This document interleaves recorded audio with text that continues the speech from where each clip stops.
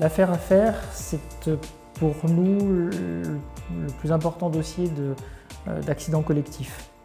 Il faut s'imaginer la veille de la rentrée des classes, on a un certain nombre de familles qui se retrouvent dans un magasin qui est un magasin discount pour faire quelques achats pour les enfants.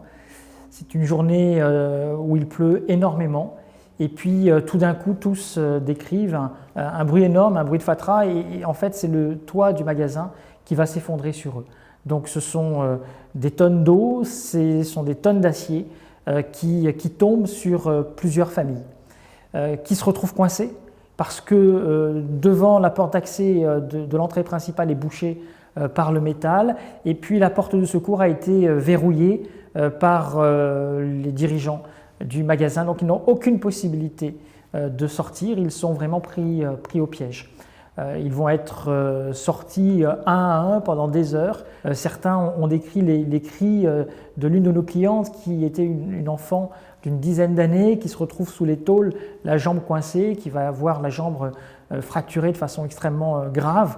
Il faut imaginer ces personnes qui sortent et qui vont d'abord passer des mois et des mois d'hospitalisation et qui vont engager cette bataille judiciaire qui va être une bataille pénale puisqu'il va y avoir une enquête, essayer de déterminer les responsabilités et puis une bataille aussi avec des expertises où ils vont tous devoir subir l'évaluation de leurs préjudices.